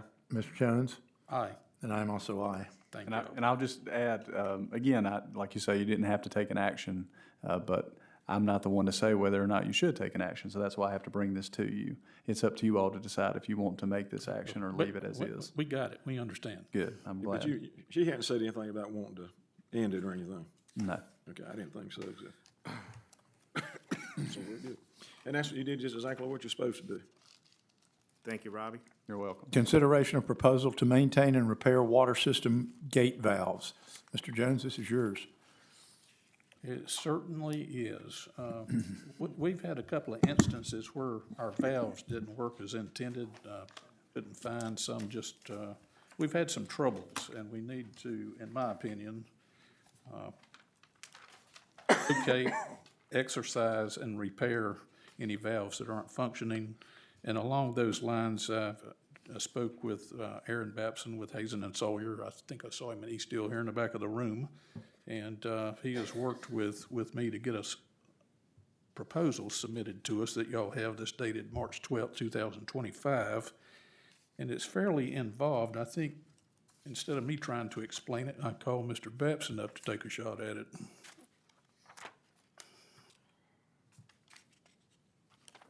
Aaron, if you would just identify yourself, please. Absolutely. Aaron Babson with Hazen and Sawyer, 620 Green Valley Road in Greensboro. The proposal you have in front of you is an amendment to the AIA planning, the AIA grant that was submitted, the $300,000 grant. And that is to provide valve assessment services for all of the existing valves in the water system. This is a standard service that we've worked with other utilities on, specifically with this company, although we've worked with some others as well, and with success. But it is, the intent would be to locate, which is the first hurdle, based on the maps that we have for the town. All of those have been input into GIS based on all of your as-built, which was per the original scope. Since then, and based on the activities from a couple weeks ago with the waterline break, noted that there were some valves that just weren't accessible that needed to be to maintain water service to those that that need it in the town, especially some of your industrial users. So as an effort to try to locate those, I contacted Hydromax. Their services would would geophysically locate with a GPS system to get those on the GIS so that they could be found in the future. They would operate the valves, and then they would mark the valves with blue paint to show that they've been exercised, that they're in good working order, or that they looked for them, couldn't find them, and that there needed to be more, right? And so they will code each valve that we believe that is in the system. And then at that point, we can make some decisions about which ones needed to be repaired, based on the towns. We would prioritize those that they didn't find or they found broken, and give recommendations for the town to commission projects in the future to do maintenance in the event they find some. So that's it in a nutshell. Certainly here to take questions, but. And I have a couple. Okay. And I might add that Mr. Babson and I had a video conference with Mr. Coleman of Hydromax. So, I asked some questions on the behalf of council and promised to report back to y'all and try to answer any questions as a go-between. But a couple of the things that we discussed, Mr. Babson, was the operational nut repairs at $975 each. It doesn't say that in here, but I thought we decided to wait and create a list of everything that needed to be repaired, and then the town would authorize that list to be completed rather than getting $975 surprises as we go down the road. That's right. There would be no surprises. If you'll notice and when we talked about this, I didn't notice it right away, but as I was putting the proposal together and reviewing their costs, I noticed that they gave you a price for op nut repair, but did not put a budget behind it. So that intends to say that, this is what it is. If we identify that there's an operational nut that's broken, not necessarily that the valve is broken itself, and that it can be repaired in a little bit more of a simpler method than actually putting a backhoe in the ground, they would contact us and have given you a price for what that repair would cost, and then you would authorize those individually. I agree with you. I think a standard approach would be we've identified it, move on, and then authorize multiple in a larger group. At a council meeting, future council meeting. I have read all this, and it's easy enough to follow, but on page 11, it talks about minor valve repairs. If you recall, Mr. Coleman and I had this discussion, and everywhere here where it speaks about raising valve boxes above grade, et cetera, this bullet pointed list, at the end it says materials would be provided by owner. I asked him who's on the hook for these little incidental expenses, and he said that he would take care of them. So can you clarify here? So what he was referring to is if he could use the existing materials that are in the ground. So if the valve box could be adjusted, which those are threaded valve boxes that can be adjusted in height, so that you could, if you're going to go out and resurface the road by 2 inches, you go out there and adjust that valve box by 2 inches. So that it comes. So he will do those repairs as part of the $2,300 per hour that has been quoted. But if he had to repair or replace the valve box or provide a lid for that valve box, that would be additional. We have been calling those risers. The risers and valve box for this contract are the same, right? Yes, sir. Okay. Did you just say $2,300 an hour? A day. Day. If I said an hour, I apologize. I think you did say an hour. I I misspoke. about fell out of my chair. He was Be careful, Aaron. They're really paying attention to what's being said. I misspoke. I'm sorry. Okay. The mayor's rubbing off on me. I think you did. I could have heard that. My ears stopped up. So I just making sure you're paying attention. yeah. the open-ended nature of of that statement at the end of each one of these causes me some concern. So is this standard operating procedure? And you've already stated to me that you're going to be the go-between. You're the one that we can call at any hour with questions. Yeah. So Hydromax would be a sub to us. So as part of those services, we would be the contact for the town. Okay, and to confirm that this can be paid out of the grant money that has already been awarded to us? I believe that our original scope covered enough to show that we left it open in bullet 2 of task 1 to say we reserve the right to go out and hire a sub-consultant if needed to go out and find these valves. And I believe that would cover us. I do think it would be in our best interest for us to send an email to the grant coordinator at the state and to say, hey, here's what we're doing, here's the proposal, we'd like for you to approve. I would like confirmation. Agreed. And maybe copy Ms. Thacker on it also. Yes, sir, absolutely. Ms. Thacker, do you have anything to add on this subject? Okay. No, I do agree that I agree with you on that, as far as I getting think their that's- approval on that. It's safest for everybody. Absolutely. Thank you. Is this something we can approve contingent on that approval from the grant people? Is this going to require another vote is what I'm asking? Well, I'm going to make a motion tonight. It might be a little discombobulated, but I'm going to All take a right. shot at it. Go for it.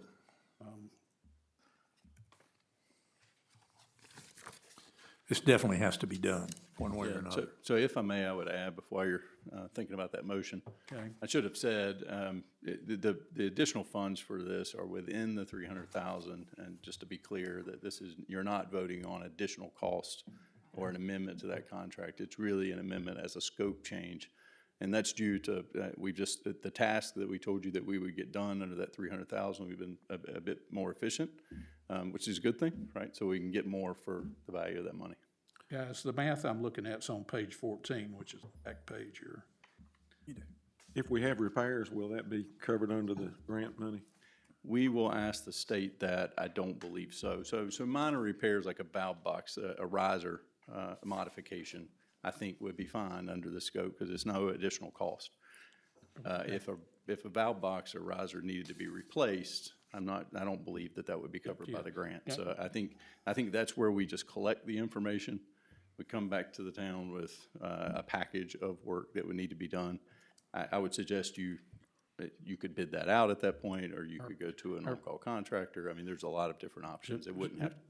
In our discussions, Jimmy, the Hydromax folks, they don't own a backhoe. That's not their specialty. So a repair, if they did it for us, as I understand it, they'd have to sub it out. So I favor, if we get to that point and we have some that have to be dug up or replaced or what have you, that we would utilize one of our 2 public utility contractors that are already working for us. I think that would be cost effective. And they're used to working for the town of Stokesdale. They know our town's water system. We know them.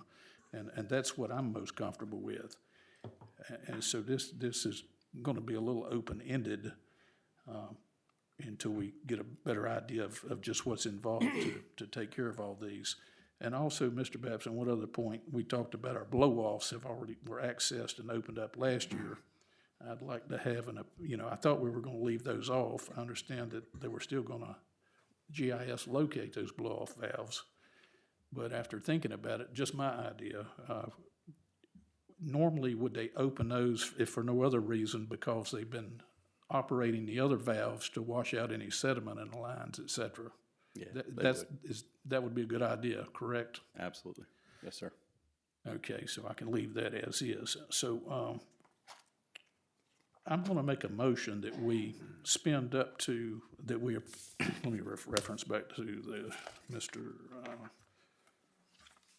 in reference to the proposal from Hazen and Sawyer signed by Aaron D. Babson dated March the 12th, 2025, that concerns the Hydromax proposal dated March the 10th, 2025, and signed by Stephen Coleman, that we approve up to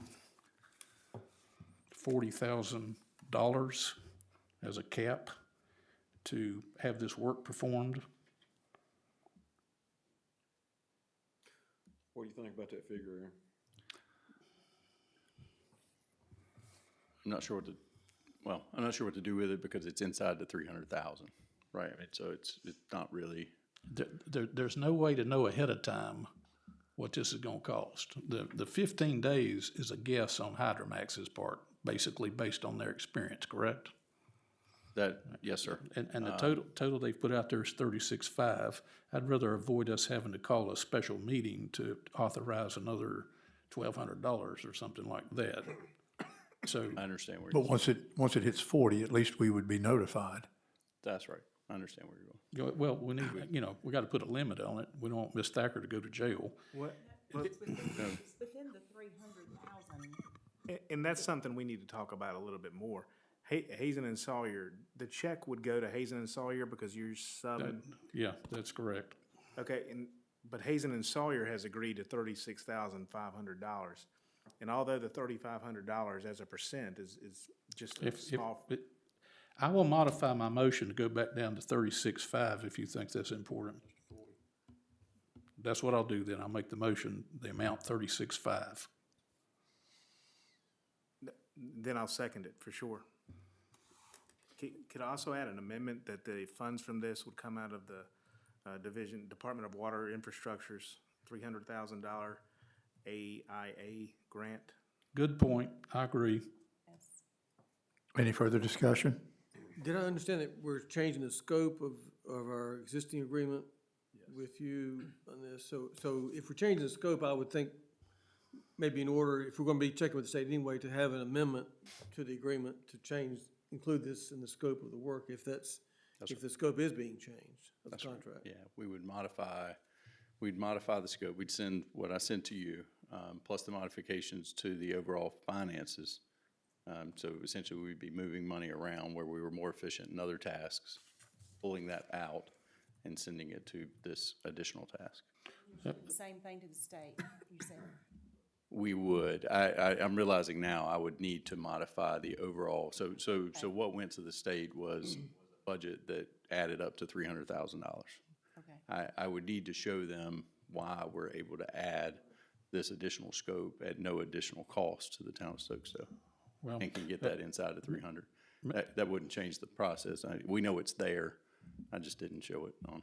Mayor, I'd like to modify my motion, and that would be the motion will become effective once we receive confirmation back from the state that this expenditure will be allowable under the grant that we've received. I'll maintain my second. We have a motion and a second. Do we have any further discussion? Go to the vote. Mr. Foy? Aye. Mr. Landrith? Aye. Mr. Jones? Aye. And I am also aye. Thank you, Mr. Babson. Thank you. Yes, sir. Thank you very much. Consideration of Town of Stokesdale Water Services Policy. Mr. Foy, I believe you have this. Yeah, so this is somewhat of a follow-up to a discussion that we had 3 or 4 months ago where developer, the gentleman came in wanting to do a project in Forsyth County, and he had a request of the town to tie to the town's water system, which was outside of the town of Stokesdale's municipal jurisdiction. We discussed it as a council, and you know, though I don't want to speak for all of the council, I think some points that were made is we liked the economic side of it because we can charge an outside of jurisdiction higher fee, but at the same time, capacity was a concern. And Hazen and Sawyer is doing a capacity analysis and how much water we can get per day, whether Winston-Salem is able to go above the 500,000 gallon figure per day. And so we just weren't able to give the gentleman making the request an answer either way. We just needed more information at this time. So absent knowing what our capacity, the upside is on our current capacity of 500,000 gallons a day, I think it's best to have a policy in place, and a policy can always be changed in the future by this current governing board or a future governing board, that limits the sale of water to inside the jurisdiction of Stokesdale. Of course, there's a grandfather clause for the customers and the plat and development that we already sell water to in Forsyth County. But I do think I think we need to have a policy in place as a council on how we're gonna do this. It's my desire to see our capacity increase. I do like the idea of doing this from an economic standpoint, but I don't want to step on a landmine from a capacity perspective. It's something we need to be well in tune to. So this just puts that in place, this policy. So that's what I have. Happy to answer any questions you may have. And Robbie, I appreciate your help drafting this. Great job. No, you're welcome. Have you made a motion to adopt? No, but that is certainly my intent, but I wanted to open it up for discussion first.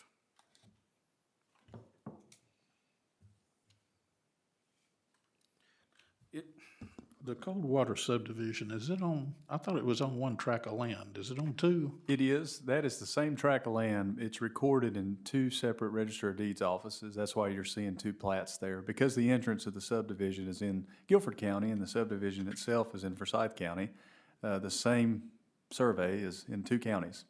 But it is the same total tract of 78 plus acres. Yes, sir. Okay, thank you for that clarification. But again, if there was no such thing as a capacity constraint, I would certainly be in favor of selling water outside the jurisdiction, but we need to be in tune to the capacity constraint, especially when our supplier of water is Forsyth County, and these same development requests to tie onto our system, those properties have been, to date, have been located in Forsyth County. So we would need, Forsyth County to really up that number we have today from a purchasing power standpoint. Any further discussion? One thing I wanted to bring to the board's attention is I've tried to deal with what happens if there's a lot and some future phase of this subdivision that is partly on this 78 acres. So I kind of proposed as a starting point saying that if the lot is 25% on this 78 acres, then it's covered. If it's not, then it doesn't get water service. So that's where I added the 25% figure in there to say that would deal with you if you have a lot that straddles this boundary line.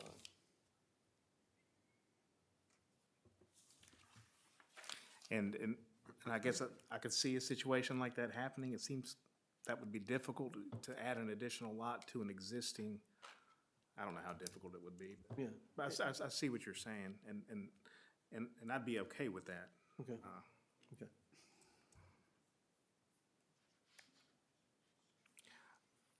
Gonna make a motion that we adopt the Town of Stokesdale Water Services Policy as reflected on Agenda Item 18, Draft Number 31125. The purpose of the policy is to ensure the efficient management of our water system, prioritizing the needs of the Stokesdale jurisdiction, the Town of Stokesdale jurisdiction, while maintaining operational integrity. I'll second the motion.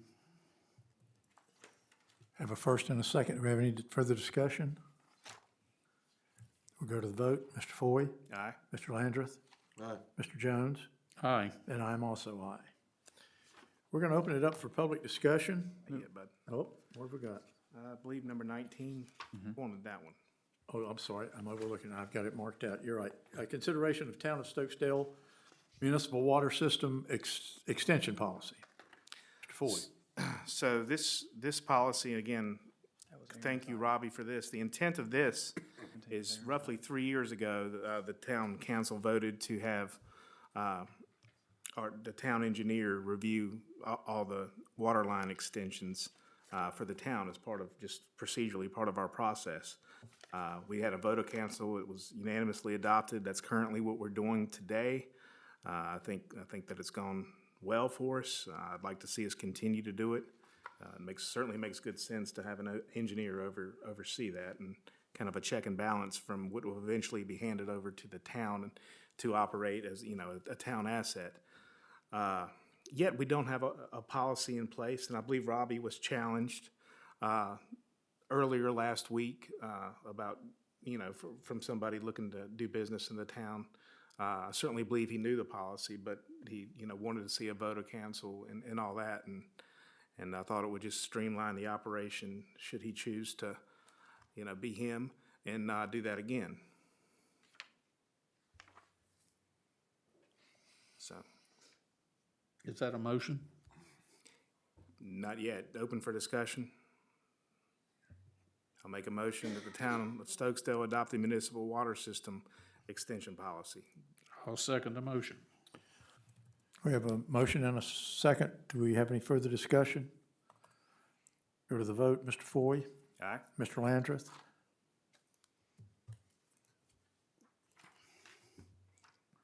Aye. Mr. Jones? Aye. And I am also aye. Now we'll go to open session. Public comments. Again, I would ask that everyone please limit your comments to 3 minutes. The hour is growing long right now. If anyone would like to address us, please step up and identify yourself.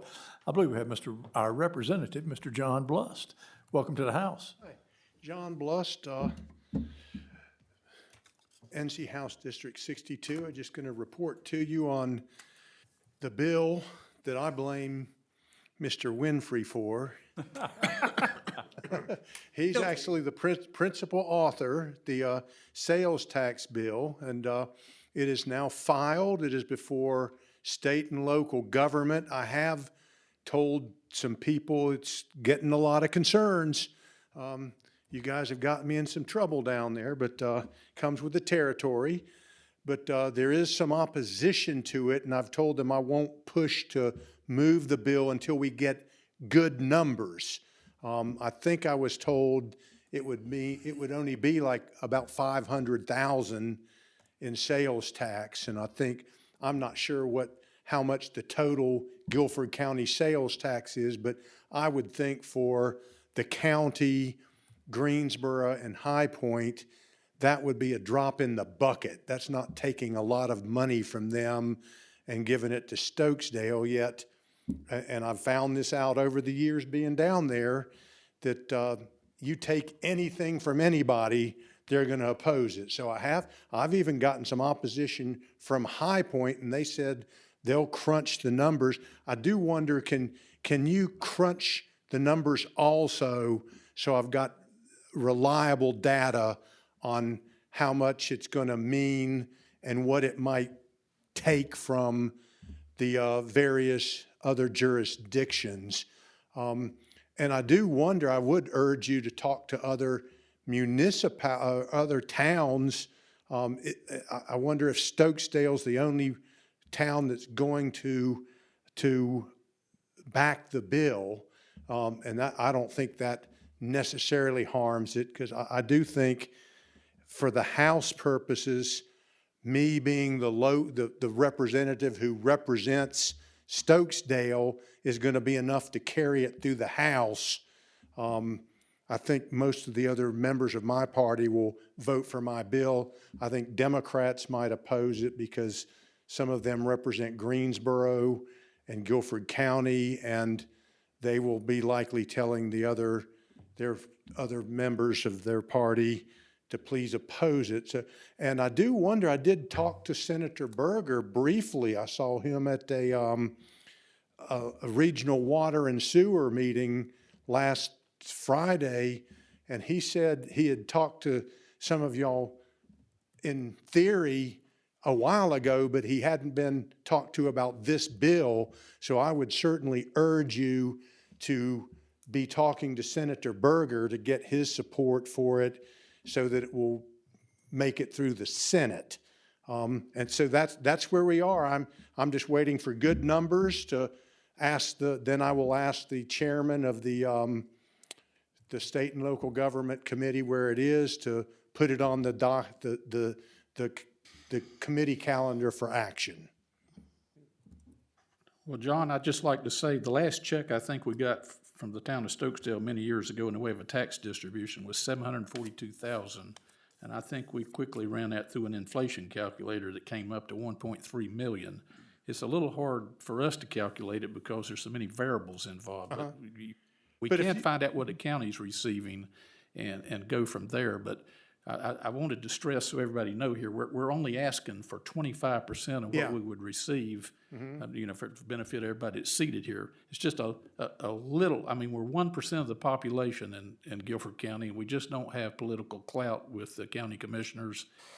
But yet we feel like we're very responsible with the money entrusted to us, and that our citizens are paying this sales tax money and not receiving the benefit from it.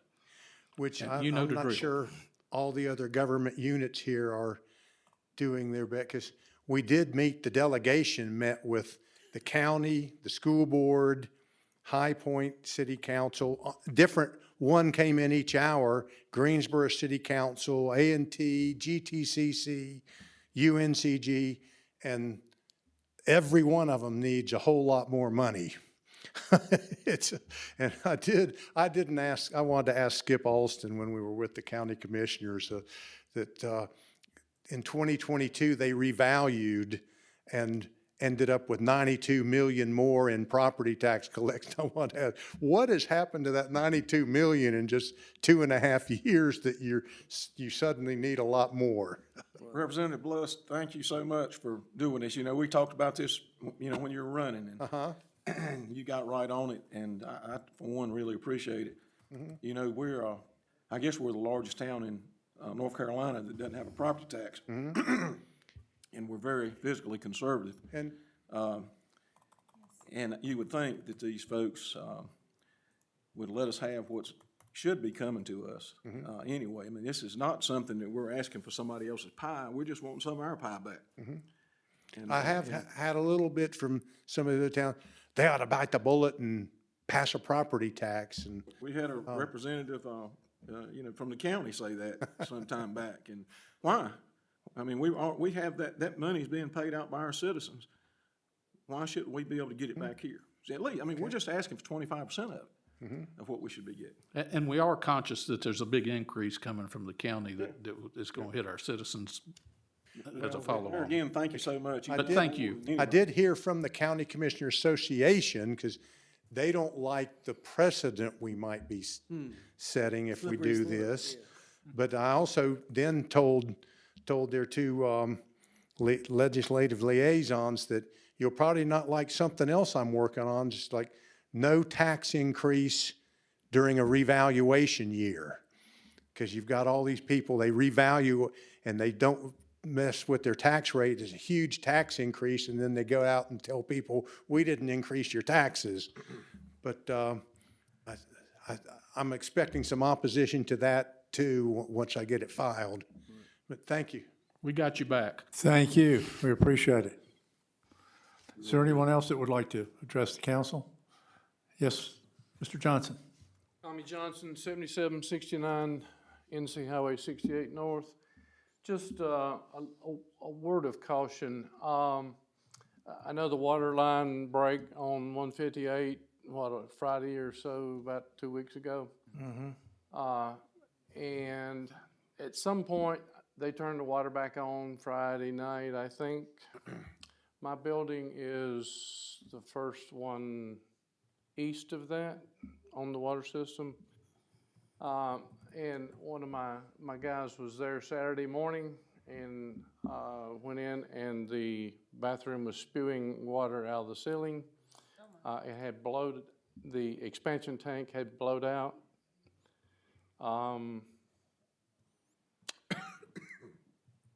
I can't say it was because we turned the water back on and had a surge in pressure, but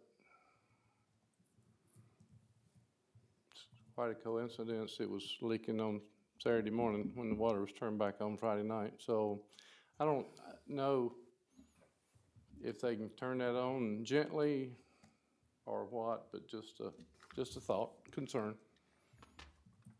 Thank you. Sheriff Page, welcome to the house. Good to be here. Mayor, council, it's just an honor to be here. We were down the road here, and I heard you were having a session. I just want to come and say hello, and I hope to be seeing you all in the near future, quite a bit. Thank you for being here. Thank you, and you have a good day. Thank you. Thank you for coming by. Appreciate you. Thank you. And your great neighbors. And if you get elected, remember our sales tax money, sir. Yeah, that's right. Y'all need anybody else up in your county there? Maybe we can get our sales tax money rocking again. Are there any further comments? All right. We're going to go into a closed session. I make a motion that the Stokesdale Town Council to enter into a closed session in accordance with the North Carolina statute. I'm talking. Y'all go ahead and I'll be right there. that we enter into in accordance with North Carolina's General Statute 143-138.111A3. The purpose of the closed session is to consult with our attorney employed or retained by the public body in order to preserve the attorney-client privilege between the attorney and the public body, which privilege is hereby acknowledged. Do I have a second? You do. Aye. Second. Motion and a second. Discussion. Mr. Foy? Aye. Mr. Landrith?